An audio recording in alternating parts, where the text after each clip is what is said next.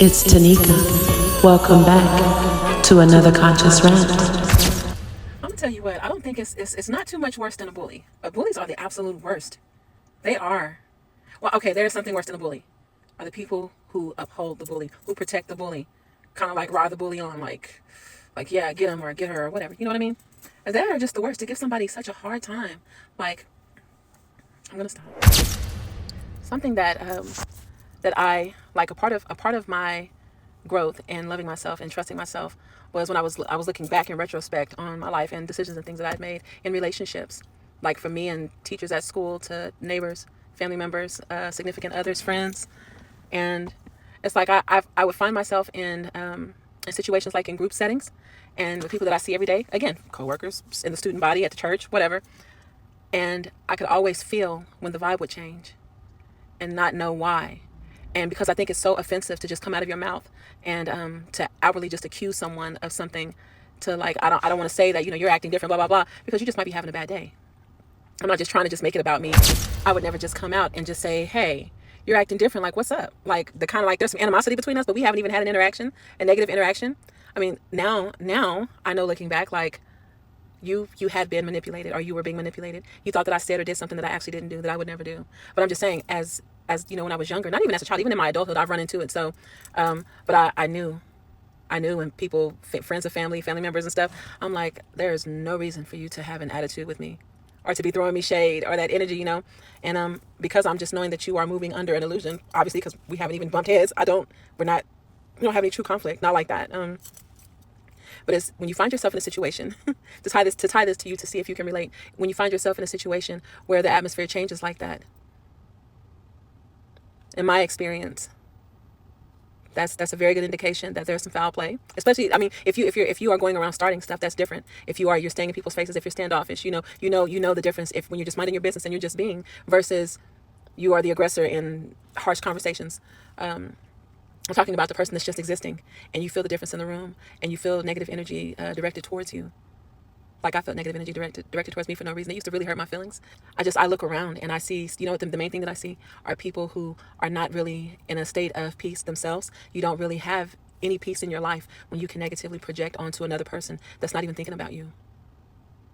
You might not like having to share a space with someone, and you might have to share a space with them. Again, at church, at school, at work, at home sometimes. But it's just the idea that anyone can be so engrossly invested in causing someone else to have a really bad day. I just cannot believe, like, there's this thing is.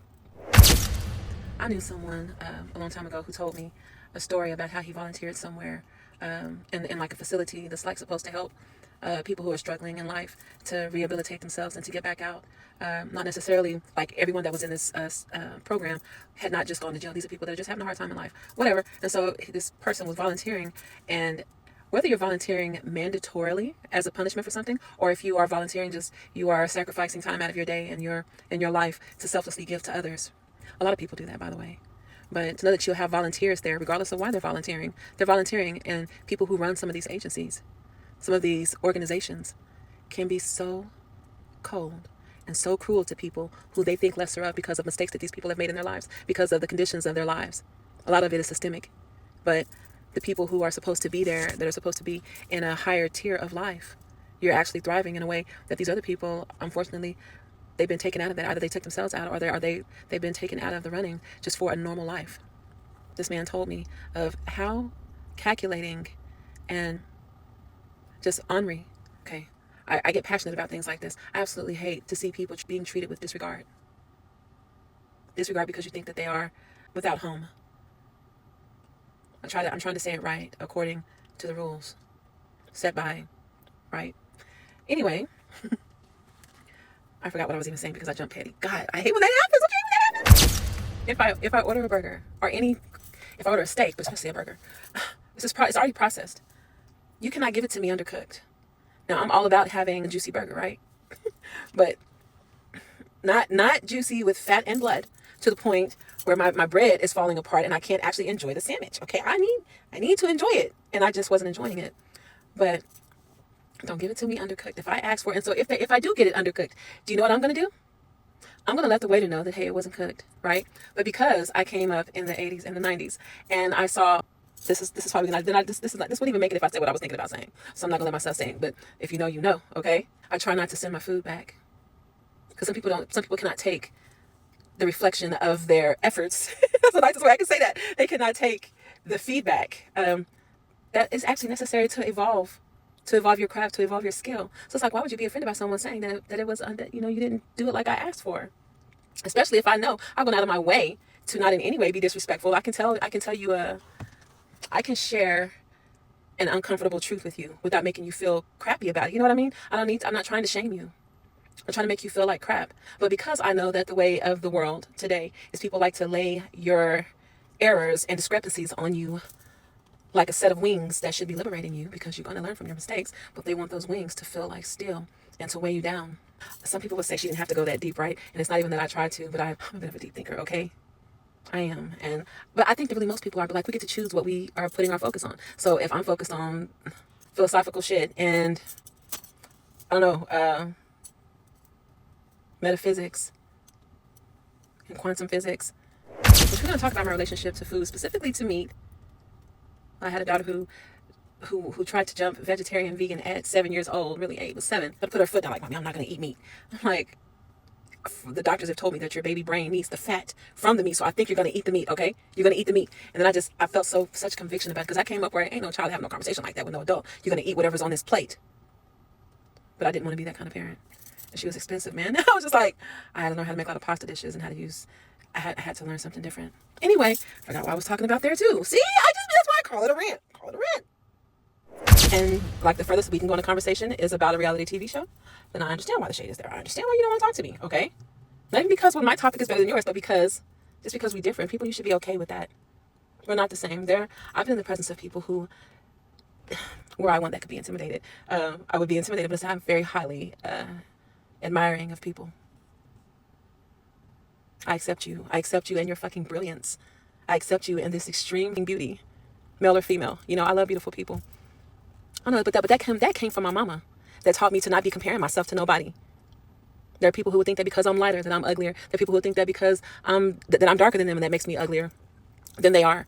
And there's always going to be someone smaller than you, or bigger than you, or taller than you, or shorter than you, or smarter than you, or more articulate than you, or more laid back, or more focused. You know what I mean? So it's like, if you're wasting your time comparing yourself, just be your fucking self. Be yourself. And for anyone asking or considering, no, I'm not altered. I'm just fine. I'm just getting off of work, and I struggle going straight to sleep. If I get off work at like 11:30 or 12 o'clock at night or 10 o'clock, it's just I'm still adjusting, because I trained my body very well to go to sleep in the night. And now I have to stay awake. I remember when I had insomnia, when I was working out, I would get off from work and I would go, this is like over 20 years ago, so there's no evidence of that working out right now. But I remember whenever I was working out, I was very diligent and very disciplined. And I just enjoyed it. It wasn't even to lose weight. It was just because I love to work out, because I certainly was not even half the size I am now. But anyway, when I was working out, after a hard day's work and after getting my children settled, I would work out, like, then take a shower and then try to go to sleep. Not realizing that all that workout was giving me so much energy. And you guys, I remember I was scared. I was like, I don't know why. When I should be asleep, I'm wide awake. And I called this auntie. Well, she was an auntie. She was a friend of the family. I called her, and because I trusted her, and told her that I was having a hard time getting to sleep some nights, but most nights, even no matter how early I would go to sleep, I'm still like, I would be wide awake, like for just different variables of time all throughout the night. And I was just miserable. And I was like, I don't know why I have so much energy. And she was like, first of all, you should be talking to the angels. You're surrounded by angels. Remember that you can call on those angels. And she was like, and also, if there's anything in your heart that you need to let go of, then you need to let it go. Like, I appreciate you reminding me of that. Is your heart lighter than a feather? I had heard that before, but then I watched this show. I watched this show called American Gods. Oh my God, I love that show so much. Okay, the wife with her adulterous self, who kept trying. Like, I won't say she wasn't trying to kill herself. She had an issue with bug spray. She liked that. She was inhaling that. Just, oh my God, that was just such a good show. Anyway, but there's a part of the show where this lady transitions on to the next step after this life and finds herself at the crossroads. She's having the conversation, having the review of her life, and her heart is put on, is placed on a scale, and on one side of it, and on the other side, a single feather is placed on the other scale, and like even if you have any type of spiritual intelligence, you know what I'm talking about, or if you're studied and you've read about it and you know what I'm talking about.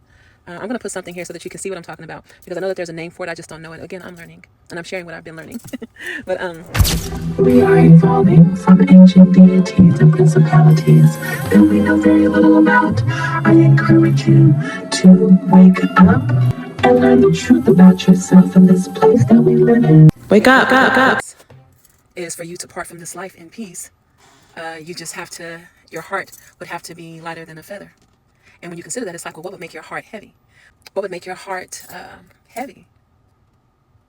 What puts that weight on you where when you should be resting and you'll never see this life in this way ever again? What would cause you to look back and to try to reach for, or grab onto, or hang on to, or gravitate towards, or long for, or yearn for, to come back? And I thought about that and I was like, damn. That's the part right there. No matter what you believe, in my opinion, no matter what you believe, we are held accountable by ourselves first. And there are so many people that are like living in a perpetual state of death because they, in their minds, which that may be true, but it's like no matter how much good I do, I know that I did X, Y, and Z. I know that I hurt somebody, or abandoned someone, or lied on someone. I permanently altered someone else's life. You know, however, and then how I treated myself. Is your heart lighter than a feather? What would be the weight? What would be the measure? I'm thinking your deeds, not your loyalty to a specific teacher, prophet, God. I'm going to tell you the God that I long for, that I crave connection with, that I speak to actively, is the God before there was a language to name him, her, them. Before that, the actual God, the actual architect of this place, of me, of everything. I'm not going to get caught up talking about this teacher, this follower, this it is a follower. It's a follower of worldly things. I told you this is a conscious rant. I'm always thinking about the spiritual and the metaphysical. Now that I know the depths that people will go to alter what we see here in the 3D, it just reminds me of how less important, ironically, that is. Because man, real wealth is you being spiritually conscious about yourself, to have a sound moral compass. And if you don't have that, do you really think that it matters where you live at on this planet? You're temporarily comfortable because you're in a prison inside of your mind. You've imprisoned yourself. We imprison ourselves when we, like, I don't want to sound like cliche, like when we do bad shit. But I mean, but yeah, when we, I used to wonder as a child why I saw things through that lens. I have a moon in Saturn, and I've been reading about what that even means. What is Saturn? To be a Saturnian, to have Saturnian energy. While I encourage you to just be, yes, just be, but don't just be conscious about it. Again, just me learning myself. But I also came up with a pretty high pedigree family, and some of these are the principles that I was taught just coming up. And we're not perfect. No one is perfect. I was talking about that earlier, how I came up and I used to feel like I came up in boot camp my whole life because they were just about everything, about my posture, about my language, about my manners, about how I dressed, about how well I cleaned. They were very disciplined in a lot of areas, and the child doesn't know what they need to be taught. Anyway, so I'm seeing that I have slid off track here with what I was initially talking about. So the main thing I'm talking about right now is this insomnia. And, but you know what I've been doing? I've been in my journal. I've been creating more. That's when you get more videos, is when I can talk about it. And honestly, like, I don't want to be sleep for it, but I know that we do so much of the actual, like, spiritual hand-to-hand combat is in it whenever we go to sleep. If you find that you're one of those people that you wake up and you do not remember your dreams, like in your mind you think you don't dream, let me show you what the internet says about that. What it's really saying is seek ye first and learn for yourself.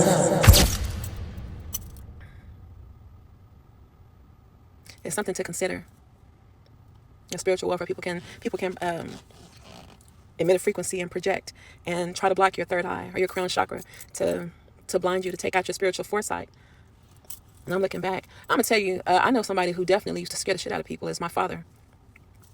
My daddy has a psychic ability, whether he is aware of it or not. I saw it, like I used to think of it like it might be a little bit psychic, right?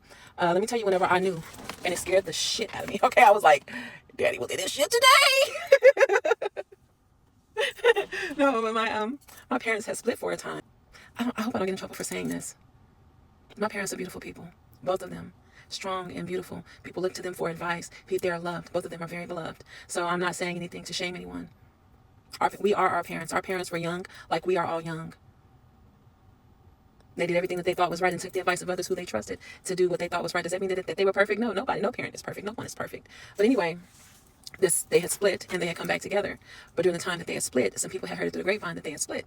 And a gentleman that had a crush on my mother for a very long time had started trying to like reach out to her because he heard through the grapevine, right? So started trying to reach out to her, like trying to make a connection. And you know, I come up in that era where a child stays in a child's place and you stay out of grown folks' business. You better not say shit. Even if you do hear something that's juicy to your ears, you better act like you ain't heard nothing. And I better not hear nothing about what you're talking about. That what happened in this house, stay in this house, every conversation, shut up. That's it. But they also never had to really draw that point with me and my sisters anyway. But of course we would listen like, oh, mom just went in. Okay, anyway. Actually, we would be like, she went off. Okay. No, but the man started trying to write my mother. And my mother, we were watching her, me and my two sisters. Man, she was knocking that shit out. I'm married. Fuck out of here. What you think is going to happen? These are his kids. I don't care that we got into it. She was holding it down, and I was just I was proud of her, and I'm still proud of her. But anyway, and the man had made the mistake of trying to visit and see, just to lay eyes on my mother. And my mother did exactly what she was supposed to do, and she held the fort down. And she knew her husband was coming back home. It was temporary. It was a temporary separation. They still loved each other. Anyway, my father, he's been welcomed back at home by my mother, my sisters, and I. Welcome back home, Daddy. And he just had a feeling, and he was voicing it. He knew he sounded crazy and looked crazy in his mind. But he started having dreams, and he was voicing it. I feel like that ninja been over here. And mama wasn't lying. No, he ain't. He ain't been over here. I ain't let nobody come in this house. I ain't invited nobody in this house. She's been good. But that man had tried to come over. That man, he was trying to seize an opportunity. And that can happen. That's why it's so important for you to keep the bounds. Don't break formation when it comes to your family. I'm going to tell you, I didn't throw in the towel until I saw evidence of foul play, literal voodoo. I see voodoo etched on the outside of my house. A wall that I've swept and washed down several times. And I see voodoo markings. I don't even know which one of these gods and deities that I would be fighting for you. And you've clearly compromised this house for someone to think that they can lay claim over this. What is there left to fight for? Right, because my house is compromised from the inside out. Anyway, but my father, he knew. He was just so angered by that he didn't give himself time to put that, or her time to just put it into words what had actually happened. He projected so much anger, and she responded to that anger instead of focusing on the truth. She never had invited anyone over. And what he thought was happening, someone else had a desire that was so strong that this man felt the vibration, and he was talking about that. She's like, in my dream, I saw him outside the window. And he wasn't wrong. He wasn't wrong because that desire was that thick. And I knew that that's what it was. And I had seen that there are so many other examples. I remember someone testing my intuition, because I'm waking up to my intuition at this point. And he was making his exit out of my life, right?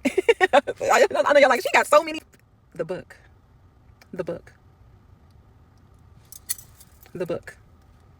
To the therapist that took me to Myrtle Beach.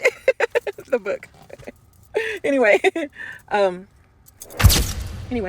He was standing in front of me regretfully, remorsefully, like clearly painfully. Like he may as well have been self, and was like, so what is your heart telling you about right now?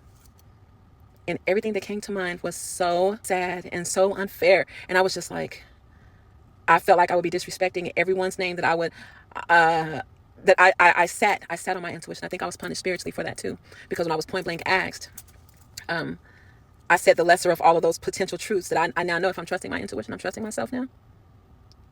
I wasn't wrong. I wasn't wrong then. And I was just like, but if I was wrong, then I would be definitely, I don't want to disrespect your mama and say that she's trying to block a connection, or an auntie that I've never even met blocking the connection, or a friend that got jealous when she heard you were trying to talk to me like that, or your ex that wasn't even really your ex. I'm just saying. Or your idea that you would be breaking your daughter's heart, that he would have been breaking his daughter's heart to try to talk to me, to try to pursue something with me. I was just like, all of that is just, and all of it is so selfish. And then this guy had these buddies, these battle buddies that they had all agreed to go to a very specific part of the northern United States. They're supposed to be going like post-retirement and like live out their last days there. And I was like, that all sounds good until one of you gets online and falls in love with someone who maybe even wants to move you across the oceans to go and live somewhere else. I was like, it's just going to take one of you to realize that you've sacrificed an opportunity with someone because of your dedication to people who were not dedicated to you. Anyway, there was so much that I could have said that I didn't say, but I mean, it's just people that they were testing me spiritually. And I was just like, I'm just coming into whatever my gifts are coming to understand and see my foresight as a gift. I was like, that's an awful thing to think, like, when really I'm picking up on a vibration and I'm seeing it. I can't help it that I can't help what I'm seeing. I'm not asking to see it. And so many people's masks kind of got ripped off. No, but it was just an abuse of my power for someone to try to say, well, since you see so much, what do you see about what's happening right now? And I'm like, I see you a yellow belly coward. Or I see that you're a scared little girl, that you're sitting over on the stairs or in the corner. And you have this version of an adult protector that you were missing when you were younger, that you think that you must be. Or you were the bully that's been overcome by another bully who made you feel like an ugly toad, and you're so beautiful. And you shouldn't be feeling like that, but you feel like that, but whatever. And so you did the whole beat him. Since I can't beat him, then join him. Like, I totally see your shit. And I'm not even trying to see your shit, okay? You know how your family doesn't want you to see yourself and believe that you are the powerful, independent being that you are. Because you're trapped in your mind because you're hurt behind things that happened to you whenever you were younger. I'm just saying. But the people that when they pick up and they think that I know something, that I'm not even trying to make out what I'm looking at, I'm existing in a moment, in a place and time. I happen to be on the shift with you, or I happen to be at this restaurant at the same time as you, or I happen to be at this bookstore at the same time with you, or I shared this intersection when the light turned red for us and we all had to stop at the same time. Like, I just happen to be here. I don't know what's the more vulnerable position are the people who think that I see them already, right? And so they are the people who they have a hunch, and so they do little things to test. Anyway, it doesn't sound like I'm grateful to Spirit for it, but I am. I was just at that time, I was just coming to understand that I even had the gift. And a lot of times people, just like the situation that I outlined with him, with my father, you don't let somebody think that they're crazy or tell them that they're crazy because they picked up on something. It's okay to validate whatever part of the truth is in someone else's suspicions, because you're already doing a disjustice by being dishonest, especially when you don't have to be. But I've been in positions where I hid, like I actually did something wrong. Like I missed the bus one time. I missed the bus because I was being bullied. No, but I was being bullied, and a lot of people, all that they knew was that I was getting in trouble at school and I was fighting a lot. And I'm like, yeah, well, why would I be fighting? Because why would I start anything? I would get my ass beat when I get home. If my mom and daddy got to come to the school for me, I'm going to get in trouble first. Like my parents, I did not have that sense that I was being protected in that way. But I also didn't really need someone outside of myself. I'm going to protect myself. You would not put your hands on me. You would not throw shit on me. So anyway, I missed the bus because I was fighting. And so I caught the next bus, and everyone's on the porch waiting for me to get off the bus. And I was so afraid of because I knew that they wouldn't have my back by me being bullied in the first place, to be having to fight when I should just be able to go and then come home like all the other kids, right? And so I got off of this bus, and I knew that everyone was on the porch waiting for because they could see the bus stop from the porch. And I ran into a complete stranger's backyard like an entire slave, hiding in the bushes and shit. I had stickers in my hair, on my clothes, on my skin, on my shoes, on my legs. It was so bad. Oh, it was so bad. All because of the anticipation of the negative frequency I was getting. I was going to run into a wall of shit. I felt that energy as if I'd actually done something wrong. People can project that much on you. I jumped a fence and went into a stranger's backyard because I didn't want to get in trouble for missing the bus. This trouble hurt for about a week. That type of trouble, I just did not want to get in trouble. People do that as adults. But everyone's on a journey. We're all learning. So I'm not trying to in any way shame anyone for their experience in this place and what happened to them or what happened around them. Yeah. And because I'm random, do you remember the one Mission Impossible with Tom Cruise and Thandie Newton when she was the damsel? I'm pretty sure that was Mission Impossible. But do you remember Thandie Newton's disposition when that one billionaire, he's a billionaire genius, he's the villain and her disposition, just her disgust with him, didn't want to be seen by him, she did not want his gaze on her. And most certainly not to touch her. Like, don't even touch me. Don't even look in my direction. When I was younger, I used to wonder, I was like, what the hell was that weird dynamic about? Because that's not just an ex-boyfriend. Why is she acting like that? Like, she is not giving him any air. Like, if a guy cheated on me, like, you cheated and we're over, okay. Or I don't know. Like, I couldn't think of. I totally feel that now. Such a foe does exist, actually. I appreciate when I see depictions of the truth, potential truths out here in this place. We get to see that in some of these movies. Because like you can learn a lot. I remember one of the most impactful horror flicks that me and my sisters caught when we were young. We had to sneak to watch it because my dad, he watched over what we allowed in our eyes. He watched it. But we got to see Nightmare on Elm Street 3. Well, 1, 2, all of them actually. But this was the Dream Master one, where the kids at the alternative school, as they were passing, the one girl was taking over. She was inheriting the others' dreams and gifts because of their bond was so strong, and her gift, this is her powers, her inner, her super, her spiritual powers were awakening. And as those people that she formed that bond with had passed, she inherited their gifts. Their nightmares with him in them, but their gifts for sure. Like they put the truth right in front of us. And they dress it up and make it where the truth will be spat on like it's a lie. Oh, that's too bright.